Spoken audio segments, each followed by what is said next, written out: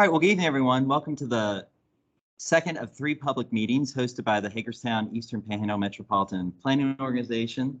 My name is Matt Molinax. I'm the Executive Director, and we're talking about our draft long-range transportation plan update. I want to welcome everyone who is joining us online via Microsoft Teams and those who are joining us in person here at the Martinsburg Library in Martinsburg, West Virginia on West King Street. Share my screen. Okay, great. So I'm joined by Jim Frazier from the consulting firm Michael Baker International, who helped us draft the plan. And we're going to talk about a few separate items. So on the agenda, we're going to talk about all the online documentation, web maps, et cetera, for what we're calling Direction 2050, which is the name we've given to our long-range transportation plan. We're going to talk about what exactly a long-range transportation plan is. We're going to recap the results from our public outreach survey this prior June. I'll turn it over to Jim then. He's going to talk about the transportation needs of the region, how we developed a fiscal constraint project list and what that is exactly. We'll talk about future planning efforts and then performance monitoring as it relates to federal requirements on assets, safety, and performance itself. So for the online documents,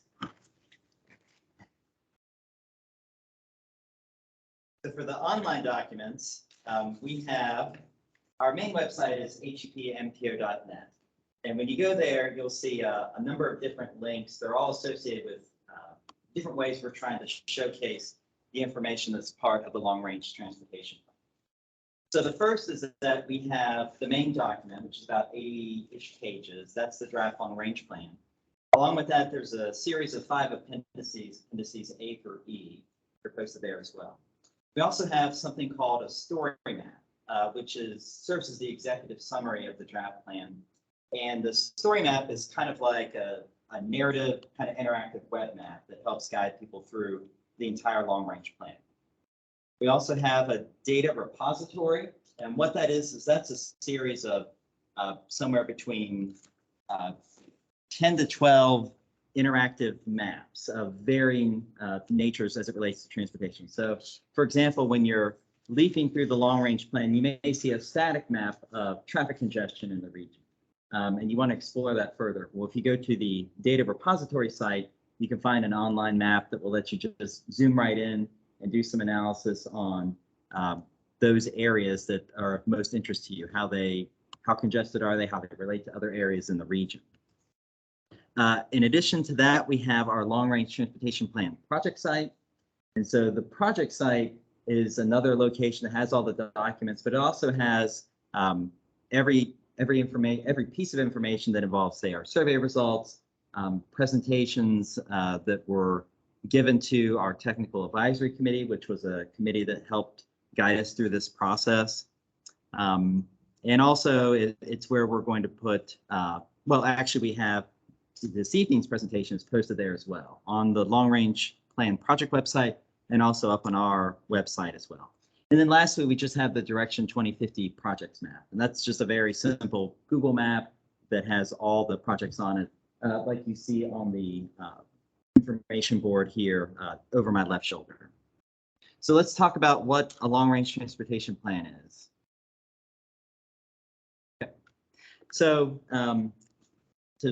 to set it up, you may be wondering what exactly is a metropolitan planning organization itself. And so the HEPMPO, we are a federally designated funded regional transportation planning agency that covers Berkeley and Jefferson Counties in West Virginia, as well as Washington County, Maryland. And so MPOs, there's about 400 across the country. They're created wherever the U.S. Census designates an urbanized area. So we're a designated urbanized area. We were designated in 1996. And so among the things that are in federal law that MPOs are required or encouraged to do is that we have to develop a long-range transportation plan, which is essentially a 25-year vision into the future for transportation needs, looking at population growth, looking at employment growth, things of that nature.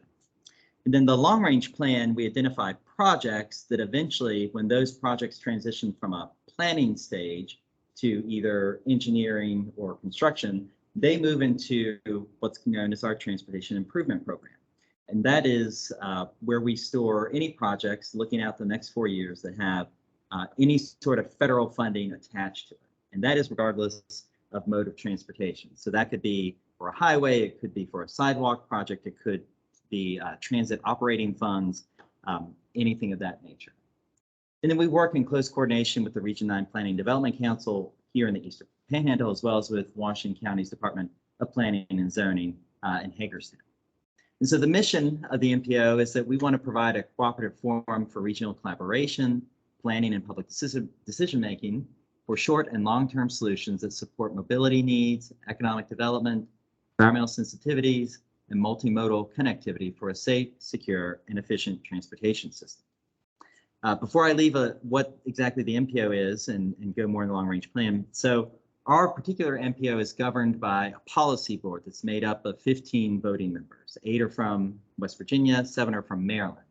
And they're comprised of elected officials, DOT representatives from both Maryland and West Virginia, as well as transit providers. So here, where we're hosting our meeting in Martinsburg, we have one municipal representative from the city of Martinsburg who's on our interstate council, and that is Mark Baldwin, who's an alternate for Mayor Knowles. And then we have 2 Berkeley County council members who are interstate council members, and that is Jim Barnhart and Dan Douillet.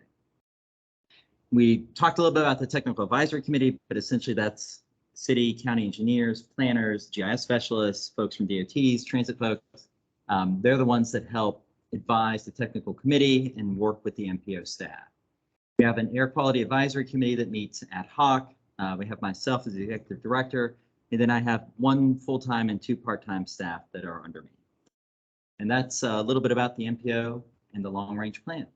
So how the long-range plan comes together is there's this graphic is about the transportation planning life cycle and how we move from developing regional visions and goals to improvement strategies, how we evaluate and prioritize those strategies, and then that leads to actually developing a long-range plan that identifies projects that ultimately get funded and built, and then we maintain and watch how those operate.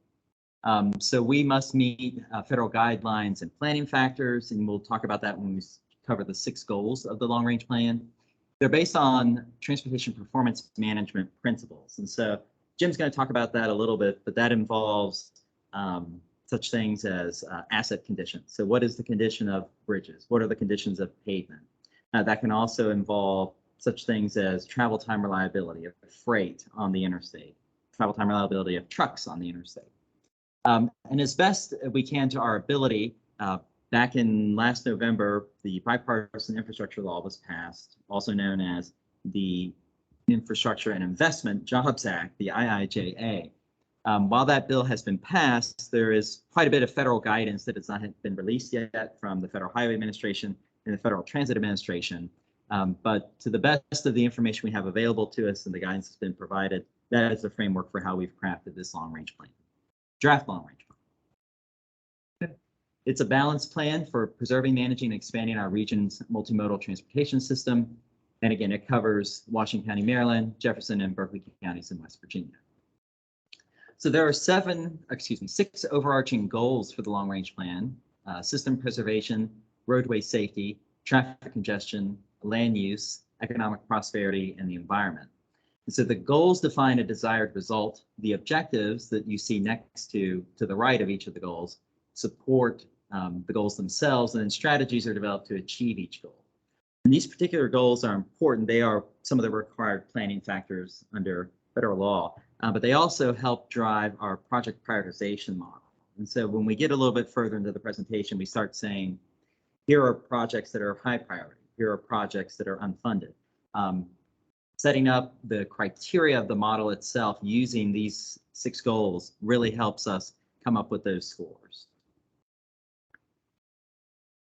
This is the schedule. We've been working on updating this long-range transportation plan since October of 2020. We're closing in on an 18-month process. Long-range plans typically have to be updated every 4 to 5 years. And so our current long-range plan was updated July 1st, 2018. So we're coming up on our 4-year mark. So Following this meeting, next week, we have a meeting at the Washington County Free Library in Hagerstown, 5 p.m. room 334. And the draft plan itself is out for public comment. I mentioned all the websites where you can download it. Public comment runs through May 17th. And as we've been receiving public comments, we've been working to incorporate those into what we're going to call the final version of the draft long-range plan that then myself as an MPO staff member will present to the Interstate Council at our May 18th meeting for their consideration for approval. If they approve the long-range plan, that just means it's locally approved, and then we submit it to the feds, and then they will in turn approve it at their level as well. Okay, so let's talk about the public outreach surveys.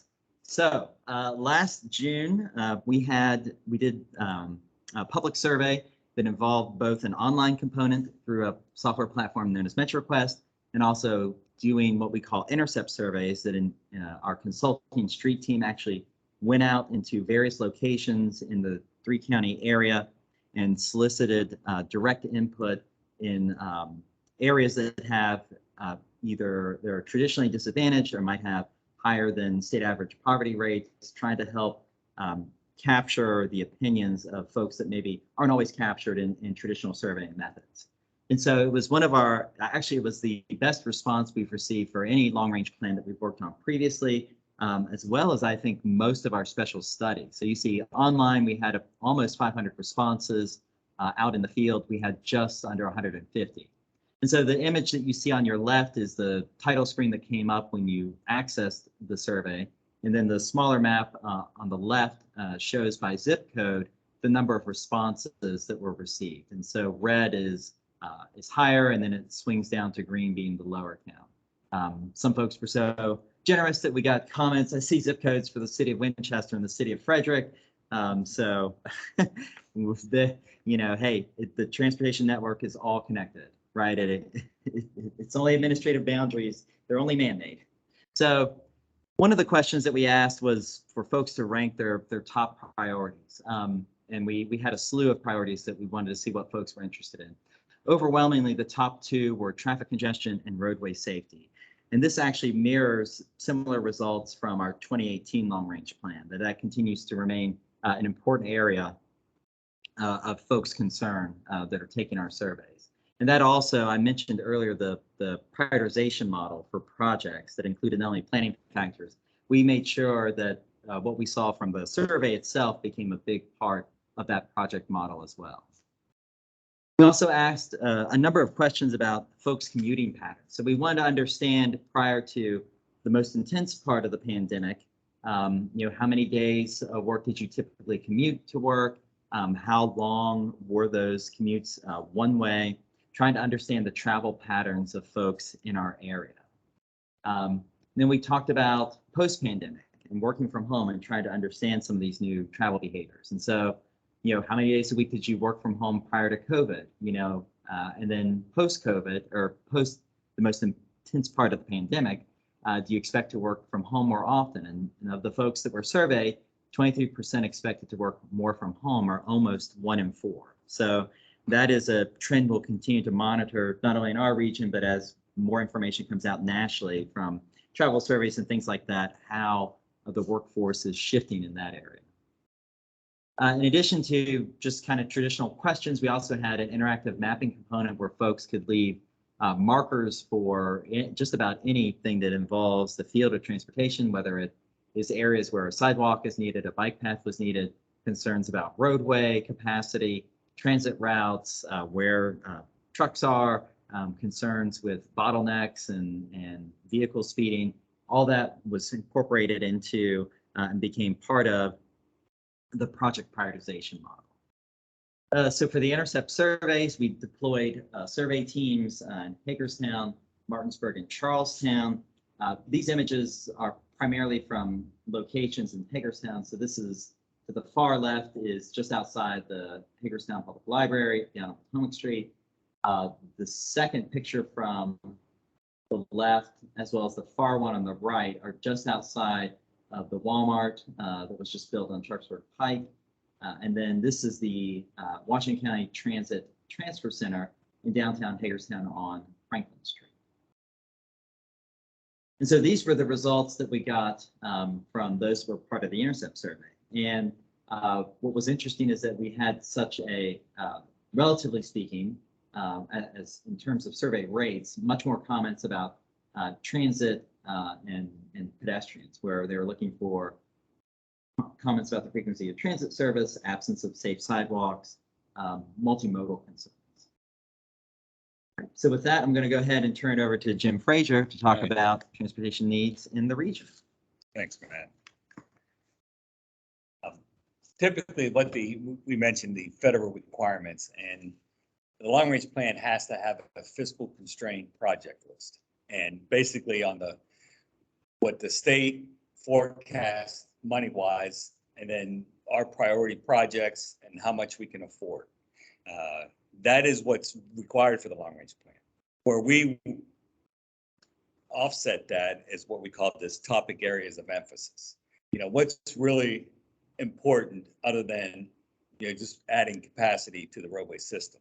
And you look at some of the land use features, traffic congestion, how can we eliminate some of this congestion?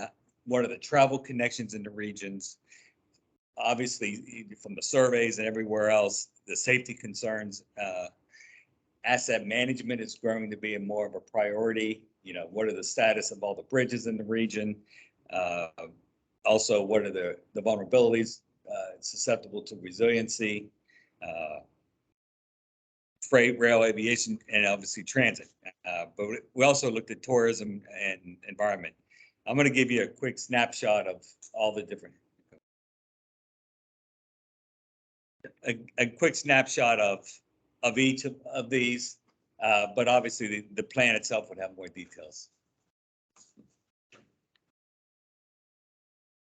And first look at the population trends. Hi guys. How's it going? Come on in. Not that seat, I'm kidding. You're fine.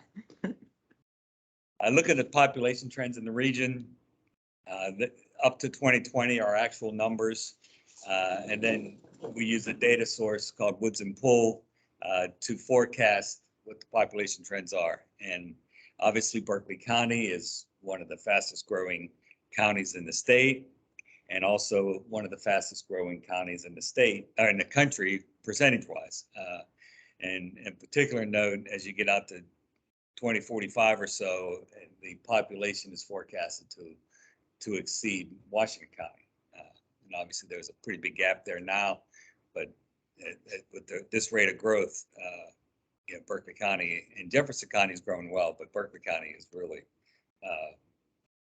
growing. And it's one of the few counties in the state of West Virginia that has an increase in population, let alone this much of an increase. So.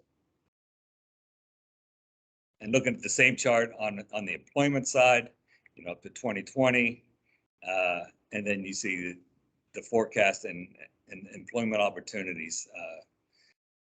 Berkeley County is growing to 64% over 30 years, so that's over 2% per year in jobs. And Jefferson County is 48%, which is about a 1.5% annually growth forecasted over the next 30 years. So. And this just shows where that changes are occurring.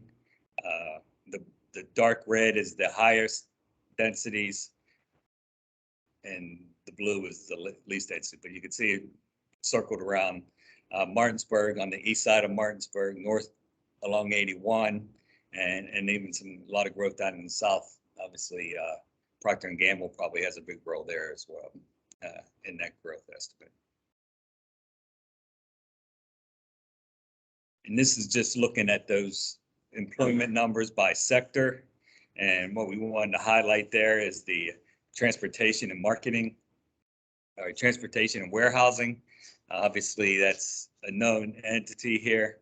There's warehouses popping up all over, including up 81 into Washington County as well. But basically, we're forecasted to double the warehouse employment over the next 30 years.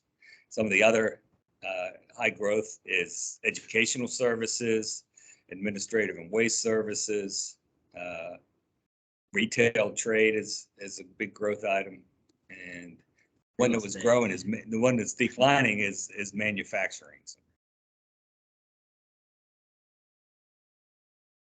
Okay, now looking at traffic congestion, what we use for this is TomTom data, which basically is compiles all phone data, looking at speeds, and the chart shows, and this is just showing Hagerstown area, but you know, we looked at this for all 3 counties, and the red is well below the speed limit, where yellow is running just below speeds, and then orange is a little bit more congested. So you can see in Washington County the interstates, mainly around some of the main intersections there, and looking at crossing the Potomac River, that is really, this was conducted over the last couple of years. So that's when they had the construction of the bridge. So that's a construction zone there.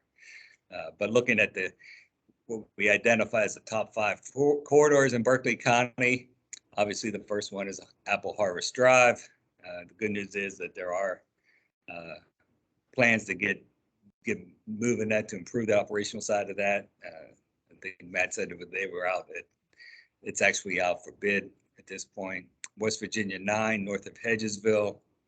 Obviously, that west side of 81, some serious issues there. I-81, exit 20, Route 9 around Trade State Circle, and West Virginia 45, and then West Virginia 51, west of the I-81 off-ramps.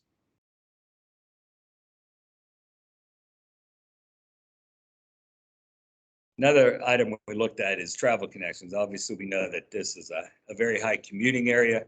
The graphic shows where the trips are being generated from, and then it looks at where are they going. This is called street light data. It basically focuses on origins and destinations. What we identified is that over 50% of the travel on I-81 is really through traffic. What that means is it's a lot of traffic, but a lot of it is out of our control. The truck percentage is obviously very high on 91. Our latest estimates were around 30% of the traffic is truck traffic, which is really ridiculous, really high. The average, like in the state of Maryland, is like 7%. And so give you an idea of how much more truck traffic is on 81. Obviously, when we look at these gateways of where people are leaving the area, and the bottom bullet there is percentage of residents that are actually commuting outside. 45% of the trips are leaving Washington County, and Berkeley County over 35% of the trips are leaving the county, and Jefferson County over 55%. Obviously, there's a lot more commuters in Jefferson County. All right, looking at crash data, let's just go to West Virginia side. You can see around the Martinsburg area, these are the corridors that have the highest number of crashes. Apple Harvest Drive near 81 is number 1. US 11 all the way through Martinsburg. Route 9 up in Hedgesville, and then US 340 in Jefferson County, and then West Virginia 51 down in Inwood, still one of the high crash areas. I know they have a couple traffic circles there now. They do, and there's construction being done now from just east of Pilgrim Street all the way to the interstate. Yeah.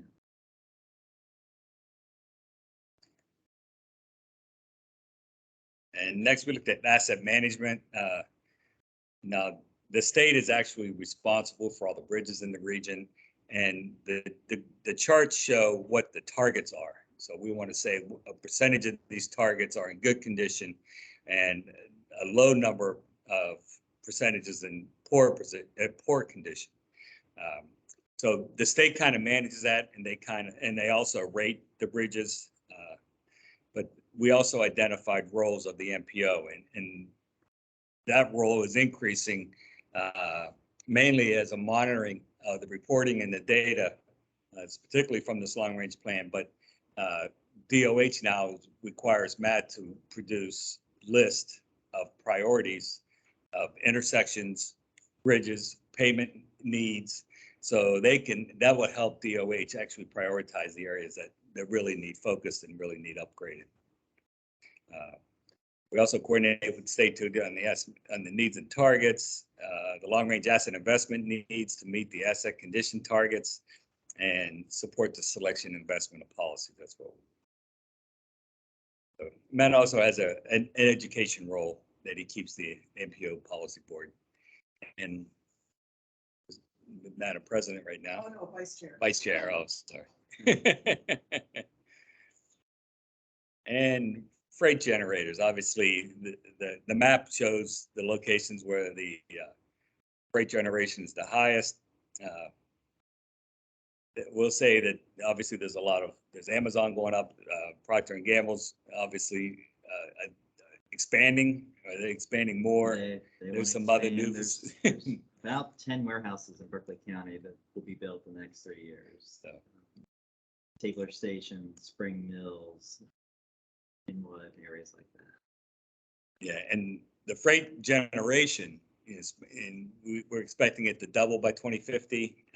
A lot of that is due to the e-commerce side of it. Things now where more mail deliveries.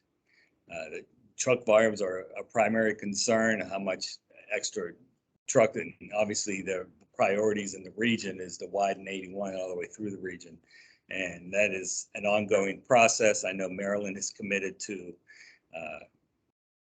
submitting an infra grant application to widen the second phase of there, just north of the Potomac.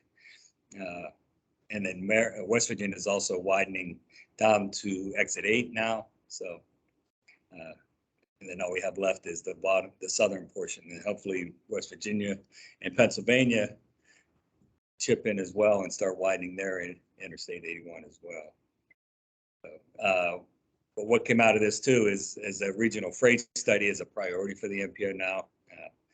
We are in the process of trying to get that in place to do that study next year. Transit. Obviously, these are the providers. You have EPTA well represented here. Washington County Transit does Washington County. Then you have the MTA services with the MARC line and the MTA commuter bus out of Hagerstown, and Amtrak's Capital Limited line that runs through Harpers Ferry and Martinsburg on out to Chicago.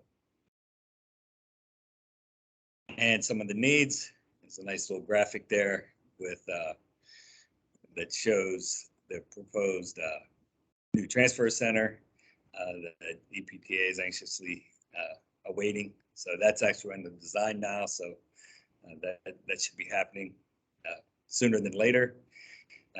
But a lot of recommendations looking at improved and new services to fill potential gaps.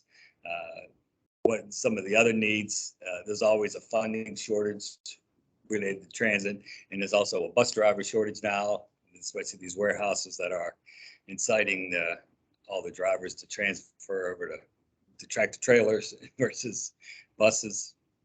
And then we have the new EPTA bus transfer center and administrative facility that's coming into Martinsburg. But the last thing there, but there, with the new BIL, there are additional federal and state grant opportunities to fill some of these shortages, and I'm sure we'll be actively pursuing those.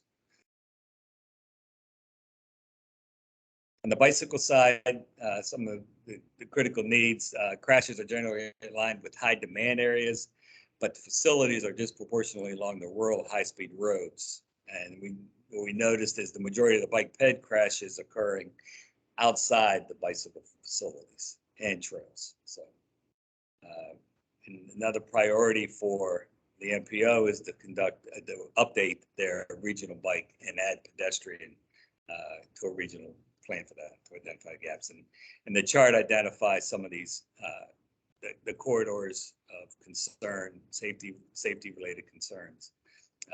In Martinsburg at Edwin Miller Boulevard and see, Shepherdstown, Charlestown, Western Hagerstown. So that's the only one in the Martinsburg area. Okay, now transitioning to developing this fiscal constraint plan. And just to keep in mind too, on this project list, it does not include sidewalks, bike ped facilities, even though those are part of Matt's tip. Transit projects are not included in this fiscal constraint portion. So it's really only highway or road projects that are included. Some of the steps, where we start out was we develop a needs base, and there's a copy of the full list on the table. I'm not going to go through each one, but where we started one was looking at the past LRTP, identifying which projects have advanced, and when they advance, they move to what we call they come onto the tip for construction dollars, but we call those E+C, which is existing plus committed projects. So those are not included in the analysis. And then we look at all the local plans, what the county plans, comprehensive plans, local jurisdiction plans, and heavy reliance on our TAC to get comments. And the main goal too, especially, is to identify local priorities. So if projects are advancing locally, or they want to advance, have in the next 10 years, we want to make sure those are a priority for our analysis as well. And then with those projects, we had to come up with a project level cost estimates, and then we go through this prioritization analysis, and we actually conduct that through travel demand modeling and GIS analysis to actually quantify and score each project and compare it to each other. And so we have an overall ranking system. And then from that, we take, okay, now we have the money, and I'll show you what the money looks like. Which ones can we actually afford, and then forecast it by 2050.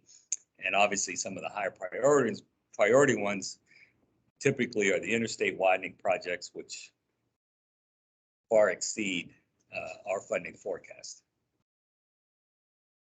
There's just a summary of all the costs and how we develop those costs. Where there's no data, then we go and we actually use a tool that does it by mileage. So if you have a widening lane or facilities that go with the project, we can come up with a cost estimate. Now we go through the prioritization process, identifying the local and high priority projects. We perform the model, the travel demand modeling, and the GIS analysis. We went through with the TAC and identified which of these criteria deserves extra weighting, and then we actually calculate the scores. This is the criteria that was used. See, a lot of these match up with the overall goals for the long range plan, but basically a priority, and those are weighted high. What's the traffic levels, safety concerns? Is the facility a high crash area, and we would rate that higher? Is it overly congested? That we'd rate that higher. Growth management, resiliency, and other modes. Okay. First, looking at the overall funding, just to keep in mind that the dollars that come in from the state transportation fund, only a small piece of the pie is actually going to road improvements. A lot of the funding now is to system preservation and operating cost. In Maryland, especially, in West Virginia, you have additional requirements, administrative and maintenance equipment, and they call it eliminated improvements. So only 10% of the total funding that's coming into the region is actually going to roadway improvements.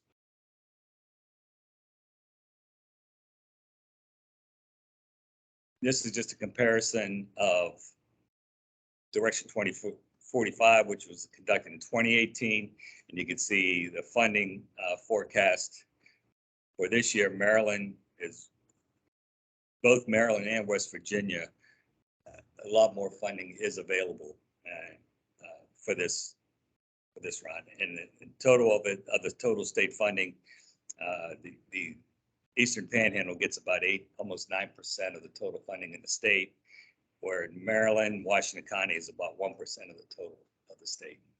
Obviously, you have DC and Baltimore to deal with, so that's why that percentage looks low.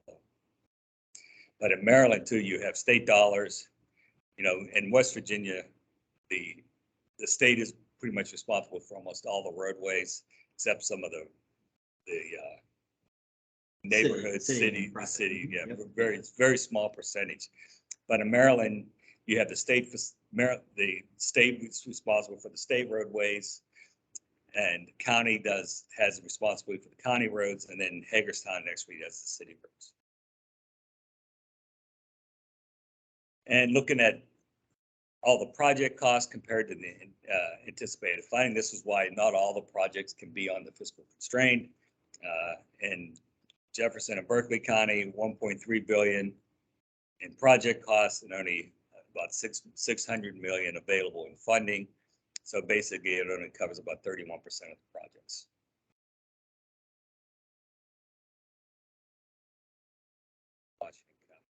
Those go into Berkeley and Jefferson County, and this is the results of what we were able to fiscal constraint. 24 out of the 64 total projects, 15 out of the 16 high priority projects, 4 out of the 12 medium priority projects, and then 13 out of the top 20 highest ranking projects.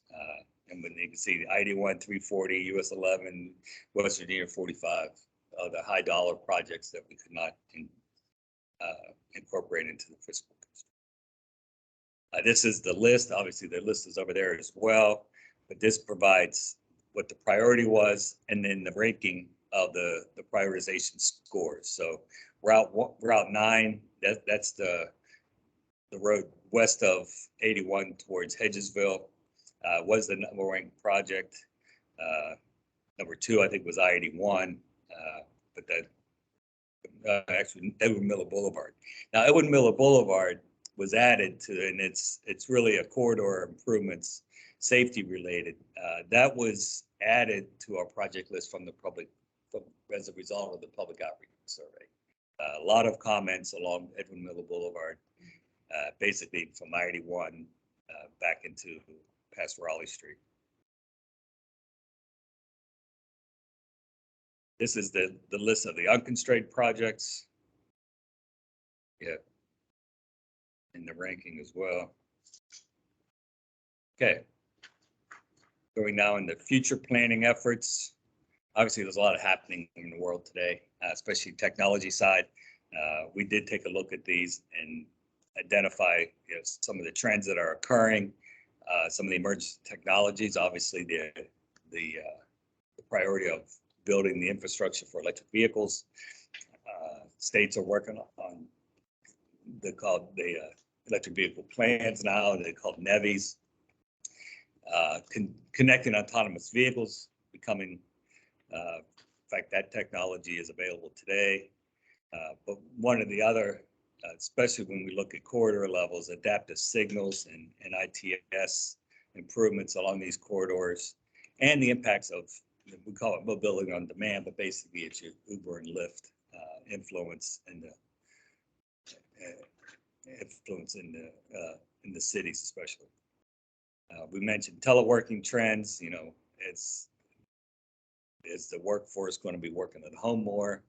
And obviously, some jobs are available to be working at home.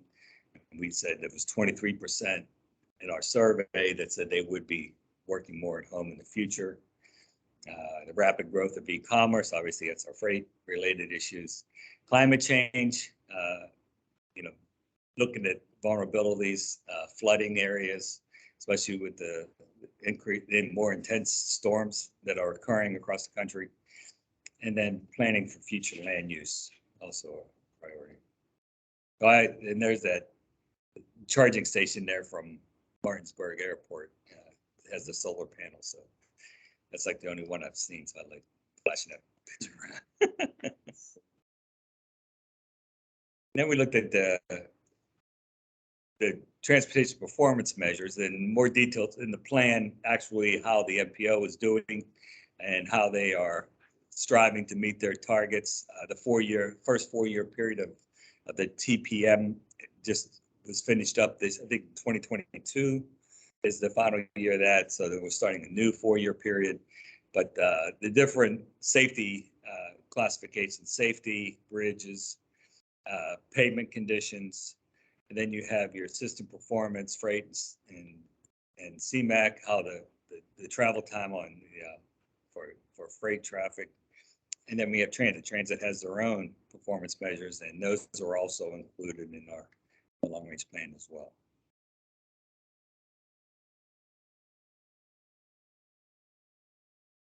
It did have some of the links opened up here. If there was any, I think, yeah, here we go. This is our project map, so you can click on different projects and see if, I want to say you can do that. There you go. So it comes up on which project it is.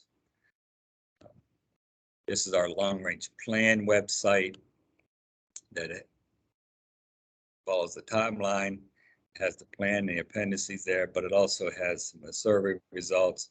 But all our meetings that have occurred over the last 18 months, we have all the meetings, all the presentations that were presented there. Those are all included in there. The data repository that we mentioned has all the maps, all the different data. There's more data here than probably knew that was available. But as we captured all this data, we kind of stored it all here. That way it's, you know, we keep this open, and Matt has a good data source to transfer. Yes, isn't it? I think it's on your website. Yes, I think it's up there. Is it on the,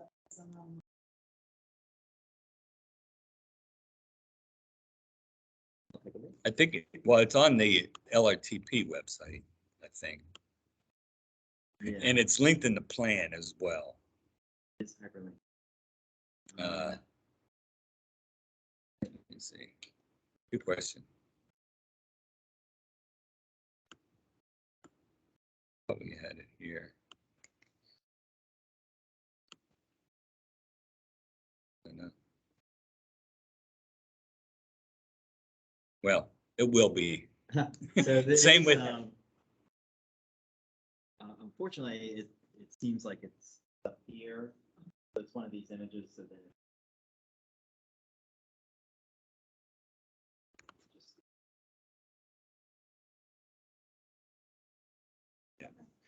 And I'm gonna go play more. yeah. absolutely. And you know, the plan is designed to be more reader friendly. It's not as detailed and a lot of links involved in it, but the executive summary is actually a story map, and that's what that'll be posted as well. It just gives you a little summary of the main, all the documents, goes into more detail on active transportation. Let me show you the transit. So here's transit. Water Street. It's tight. Yep. It's tight down there. It's water and John almost. You have your routes and some of the needs, gaps in needs assessment, your famous ridership levels. And then there's obviously your new layout. And same with safety. So that's the executive summary for the plan. Yeah. So Yeah, thank you, Jim. So to recap, we have this draft long-range transportation plan out that we've worked diligently to put together. What we would love to hear from the public is if the priorities that you see or the experiences you have on the network, the transportation network, out and about doing your normal everyday work trips, your personal trips, whatever, if you see in the plan those areas or recommendations to improve it or to try to address a concern that you already have. And so we want to hear from you. If you go to, you can either email me directly at mmullenax@hepmpo.net, or if you go to our website, right at the top of the page, there is a button that says comments right under the title block. Just click that and you can type in any comments you have and it will come directly to us. And so we're taking comments through May 17th. And I know we covered a lot tonight, so if I could just, how I would kind of pull it all together because we've seen a lot of data. We've talked about projects. It's wide reaching. We're looking to the future 25 years. And so what it means for something that would happen on the ground immediately is that we put together this plan where we forecast 25 years out where employment's going to grow and by how much. We forecast out how much population is going to grow, where and by how much. We look at how much funding is going to be available for what we call system expansion projects on the highways. And then all that kind of works together compared to what we experience right here today. So how does the future impact what we have right now? How does forecast, how much money do we have to fix problems or improve problems? And the needs and how much money is there, at least right now, are always juxtaposed. And so we have to prioritize them. And public comment is really such a key part of that. And so you saw in the project prioritization model, we take comments from the public from our surveys. We take, we meet with all the local regional planners, engineers through our technical committee. We meet with our economic development authority folks, and we do our best to work that into and give that a high weighting. But we want to make sure that what we are spitting out model-wise matches what everyone feels reality-wise. And so that can only be done through the eagle eyes of the public, you know, working through this and letting us know that feedback. And so I would just encourage everyone to take a look at it whenever you have a chance. For those who weren't able to make the meeting, we're going to try to get this recording posted online. The presentations online, the meeting boards from this evening are online. And you can reach out to us at any time if you have any issues finding information or just want to talk with us directly. We'll be happy to take any questions from the audience.